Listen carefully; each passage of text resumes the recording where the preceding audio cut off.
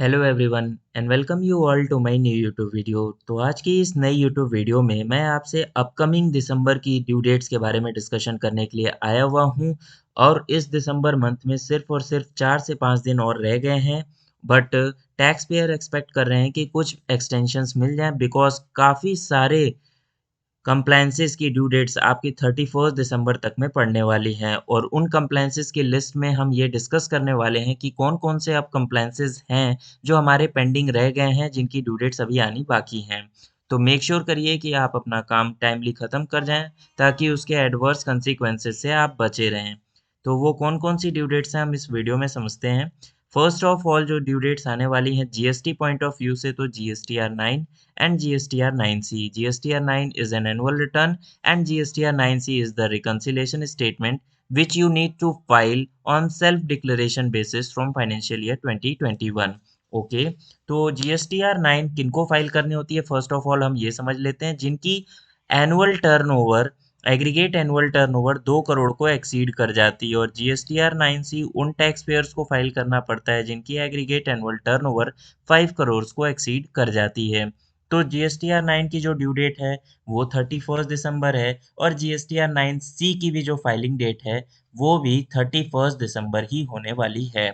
इसमें tax payers relief का expectation कर रहे हैं, बट एज ऑन डेट कोई भी ऐसी न्यूज़ नहीं है कि इसमें कोई भी रिलीफ प्रोवाइड की जाएगी। ये तो हो गई जीएसटी की बात। अब हमको बात करें अगर income tax, TDS and other compliances के ड्यू डेट्स की, तो उसमें जो फर्स्ट कॉलम में आप देख रहे हैं उसकी ड्यू डेट्स जा चुकी हैं। हमको तो सिर्फ अपकमिंग ड्यू डेट्स के बारे में बात करनी है।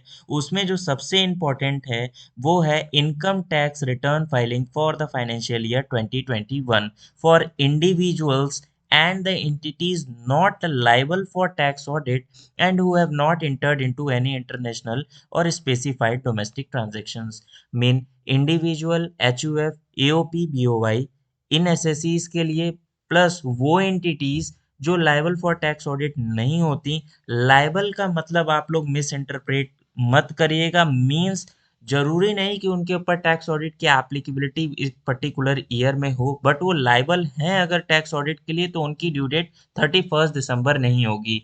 फॉर एग्जाम्पल कंपनीज कंपनीज के लिए रिटर्न फाइलिंग की ड्यू डेट्स क्या होती है? 31 अक्टूबर होती है। और उनके टैक्स ऑडिट की ड्यू डेट क्या होती है? 30 सितंबर होती है, जिसको अब एक्सटेंड कर कर 15 जनवरी कर दिया गया है टैक्स ऑडिट के लिए, और 15 फरवरी कर दिया गया है रिटर्न फाइलिंग के लिए।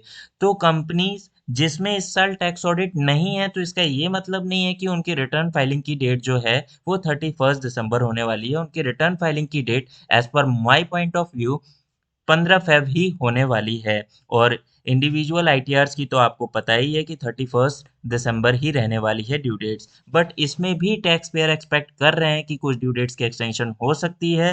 बट एज ऑन डेट जो खबर आ रही है उसमें अगर ज़्यादा से भी ज़्यादा रिलीफ आपको मिलता है तो वो 5 से 10 दिन का ही होगा। उससे ज़्यादा का according to my point of view आपको एक्सटेंशन नहीं मिलने वाली है। तो इन बाकी के 4 से 5 दिनों में आपको दो मेजर कंप्लायंसेस करने हैं, from income tax point of view and from GST point of view. अब आइए मिसलेनियस ड्यू डेट की बात कर लेते हैं।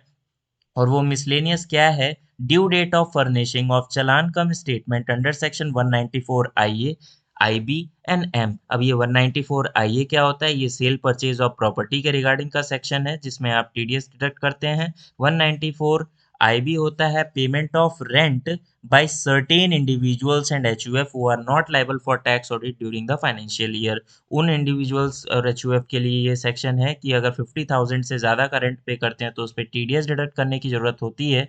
बट आप ये सोचते होंगे कि जब ये इंडिविजुअल्स एंड एचयूएफ को क्या टैन नंबर भी लेना पड़ता है? नहीं, ये जितने भी तीनों सेक्शंस हैं 194 आईए, 194 आईबी और 194 एम, इन तीनों में टैन नंबर की रिक्वायरमेंट नहीं होती है। 194 आईए में सिंपली आपको फॉर्म 26 क्यू भी फाइल करना पड़ता है जिसमें आप सेलर परचेजर की डिटेल डालते हैं। 194 आईबी में आपको टेनेंट लैंडलॉर्ड की डिटेल डालनी होती है। और 194 एम है जब आप 194 सी और 194 जे का एक तरीके से सब्सटीट्यूट सेक्शन है, मींस जो individuals and HUF 194 C and J में कवर नहीं हो पाते, मींस जो लायबल टू टैक्स ऑडिट नहीं होते, वो 194 एम में कवर हो जाते हैं। और ड्यूरिंग द फाइनेंशियल ईयर एक किसी पर्टिकुलर इंडिविजुअल को वो 50 लाख रुपीस से ऊपर का पेमेंट करते हैं फॉर कंस्ट्रक्शन और फॉर प्रोफेशनल फीस, तो उस केस में उनको टीडीएस डिडक्ट करना पड़ता है। 194 आईए में जैसे कि मैंने बताया आपको 26 क्यूए फाइल करना पड़ता है। 194 आईबी में आपको 26 क्यूबी फाइल करना पड़ता है। सॉरी, 194 आईए में आपको 26 क्यूबी फाइल करना पड़ता है। 194 आईबी में आपको 26 क्यूसी एंड 194 एम में आपको 26 क्यूडी फॉर्म फाइल करना पड़ता है। उसकी भी ड्यू डेट्स आपकी क्या है, लास्ट जो भी ड्यूरिंग द फाइनेंशियल ईयर आपने ये अगर कोई पर्टिकुलर ट्रांजैक्शन की है तो उसकी जो लास्ट डेट है जिस दिन तक आपको ये फाइल कर लेना है वो 30 दिसंबर 2021 है। तो ये कुछ ड्यू डेट्स अब बची रह गई हैं जिसको आपको फटाफट से इन कंप्लायंसेस को पूरा कर लेना है ताकि आपके ऊपर कोई एडवर्स कॉन्सिक्वेंसेस ना पड़ें। तो इसी तरीके के वीडियोस, इंपॉर्टेंट वीडियोस या किसी इंपॉर्टेंट सेक्शंस, नोटिफिकेशन सर्कुलर के साथ मिलेंगे हम नेक्स्ट वीडियो में। तो मेक श्योर करिएगा कि आप इस वीडियो को एक लाइक ज़रूर करें और अगर आप फर्स्ट टाइम विजिटर हैं तो मेरे चैनल को सब्सक्राइब ज़रूर करें। मिलते हैं नेक्स्ट वीडियो में, अभी के लिए फ़िलहाल बाय बाय।